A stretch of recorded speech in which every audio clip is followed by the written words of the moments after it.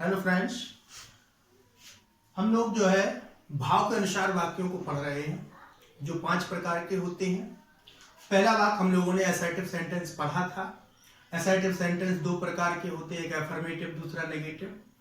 दूसरा वाक्य हम देखेंगे इंटेरोगेटिव सेंटेंस, यानी कि प्रश्नवाचक वाक्य।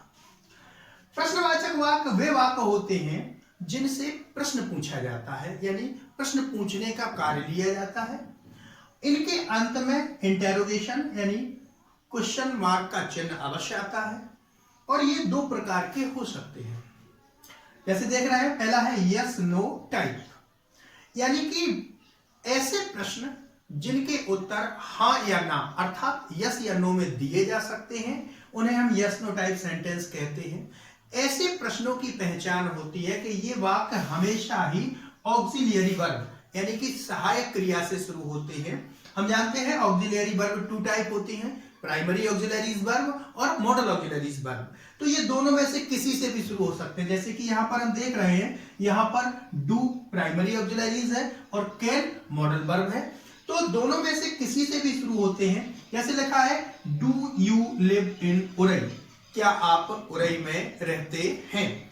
तो अगर आप रहते होंगे तो उत्तर यस दे सकते हैं, नहीं रहते हैं तो उत्तर नो दे सकते हैं। जैसे can you solve this problem, क्या आप इस क्वेश्चन को, इस समस्या को सॉल्व कर सकते हैं, हल कर सकते हैं? तो यदि आप कर सकते हैं तो यस, नहीं कर सकते हैं तो नो। तो इन्हें हम यस नो टाइप सेंटेंस कहते हैं। दूसरे प्रकार के वाक्य देखिए लिखे हुए हैं WH टाइप सेंटेंस, यानी कि वे प्रश्न जो किसी प्रश्नवाचक शब्द जैसे व्हाट है, वेयर है, व्हाई है, जितने भी प्रश्नवाचक शब्द होते हैं, लगभग सारे प्रश्नवाचक शब्द WH वर्ड से शुरू होते हैं, केवल हाउ को छोड़ दिया जाए। तो इसीलिए इनको हम WH टाइप सेंटेंस कहते हैं, अर्थात जो क्वेश्चन किसी प्रश्नवाचक शब्द से शुरू होते हैं उन्हें हम WH टाइप सेंटेंस कह सकते हैं। जैसे देख रहे हैं वेयर आर यू गोइंग, आप कहां जा रहे हैं? इसका उत्तर हम यस या नो में नहीं दे सकते हैं, इसलिए। और दूसरी बात, ये वाक्य किससे शुरू हुआ है? वेयर से। दूसरा है why will you not go there, आप वहां क्यों नहीं जाओगे? ये कारण पूछा गया है, इसका भी उत्तर हम हाँ और ना में नहीं दे सकते हैं, इसलिए ये यस नो टाइप सेंटेंस नहीं कहा जा सकते हैं। लेकिन चाहे यस नो टाइप हो चाहे WH टाइप हो, दोनों ही प्रकार के सेंटेंस इंटेरोगेटिव सेंटेंस कहलाते हैं। अगले सेंटेंस की ओर बढ़ेंगे। लिखा हुआ है इंपरेटिव सेंटेंस, यानी कि आज्ञार्थक वाक्य, यानी वे वाक्य जिनसे आदेश, सलाह या प्रार्थना, निवेदन का भाव प्रकट होता है, उन्हें हम आज्ञार्थक वाक्य कहते हैं। चूंकि इन वाक्यों का सब्जेक्ट यू होता है। अब आप सोच रहे होंगे कि यू लिखा नहीं जाता है, जैसा कि इसमें लिखा हुआ है कि इन वाक्यों का सब्जेक्ट यू अंडरस्टूड होता है। अंडरस्टूड का मतलब होता है कि अपने आप मान लिया जाता है, इसे वाक्य में प्रदर्शित नहीं किया जाता है। चूंकि इनको वाक्य में प्रदर्शित नहीं किया जाता है, इस सब्जेक्ट यानी यू को, इसीलिए ये वाक्य हमेशा किसी वर्ब से शुरू होते हैं, और जो वाक्य वर्ब से शुरू होंगे उन्हें हम कहेंगे इंपरेटिव सेंटेंस। जैसे आप देख रहे हैं ओपन योर बुक, अपनी किताब खोलिए, तो वर्ब है ओपन। दूसरा लिखा है डू नॉट प्लक फ्लावर्स, फूलों को मत तोड़िए। यहां पर भी नकारात्मक वाक्य है, लेकिन वर्ब क्या है? डू। नेवर टेल अ लाई, कभी झूठ मत बोलिए। अब आप सोच रहे होंगे कि ये तो वर्ब नहीं है, लेकिन ये क्या है? एडवर्ब। आप जानते हैं एडवर्ब जो है वर्ब के आसपास ही आता है, इसीलिए ये वाक्य भी इंपरेटिव सेंटेंस ही होगा। Let me do my work, मुझे मेरा काम करने दो। यहां पर लेट भी वर्ब है, तो जो वाक्य वर्ब से शुरू होंगे वो कहलाएंगे इंपरेटिव सेंटेंस। अगले सेंटेंस की ओर बढ़ते हैं बच्चों। एक्सक्लेमेटरी सेंटेंस, यानी कि विस्मयादि बोधक वाक्य। ये क्या होते हैं? इन वाक्यों से प्रसन्नता, आश्चर्य, दुख इत्यादि भावों का बोध होता है। दूसरी बात, इन वाक्यों में इंटरजेक्शन अवश्य आते हैं, जैसे हुर्रे है, अलास है, आहा है इत्यादि है। और इन वाक्यों में मार्क ऑफ एक्सक्लेमेशन यानी कि संबोधन का चिन्ह अवश्य प्रयोग किया जाता है। हो सकता है कभी जो है वाक्य के अंत में हो और कभी कभी इंटरजेक्शन जो शब्द हैं उनके तुरंत बाद जो है एक्सक्लेमेटरी जो हमारा चिन्ह है उसका प्रयोग किया जाता है। प्रमुख रूप से 4 भाव होते हैं। पहला भाव है प्रसन्नता का, जिसमें सामान्यतः हिप हिप, हुर्रा, आहा इत्यादि ये इंटरजेक्शन आते हैं। दूसरा भाव दुख या शोक का दिख रहा है, जिसमें अलास, आह इत्यादि।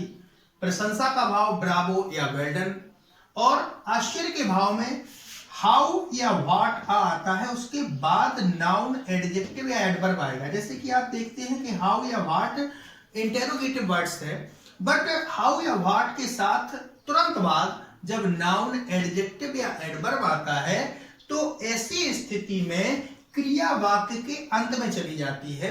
तो ऐसे वाक्य जो कहलाते हैं वो कहते हैं एक्सक्लेमेटरी सेंटेंस।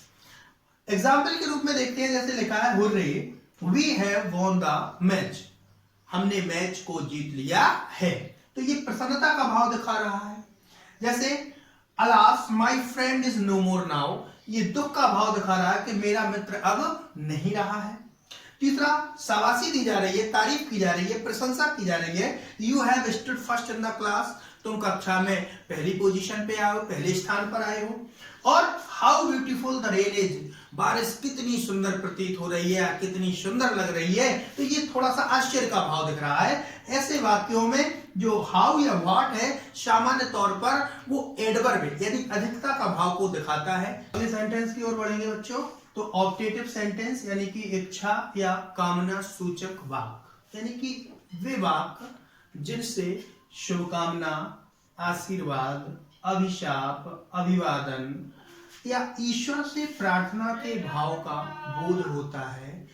जब हम किसी को शुभकामना इत्यादि देते हैं या बधाई देते हैं या विश करते हैं किसी को, तो ऐसे वाक्य ऑप्टेटिव सेंटेंस के अंतर्गत आते हैं। इन वाक्यों में भी मार्क ऑफ एक्सक्लेमेशन का प्रयोग यानी कि संबोधन का चिन्ह प्रयोग किया जाता है और अक्सर हम देखते हैं कि लगाया जाता है।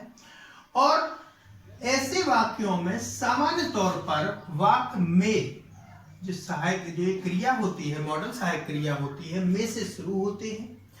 लेकिन जिन वाक्यों में क्रियाएं नहीं दी जाती हैं, जैसे कि एक एग्जांपल हम लोग देख रहे हैं गुड मॉर्निंग या हैप्पी न्यू ईयर या हैप्पी बर्थडे, इन वाक्यों में क्रियाएं नहीं है।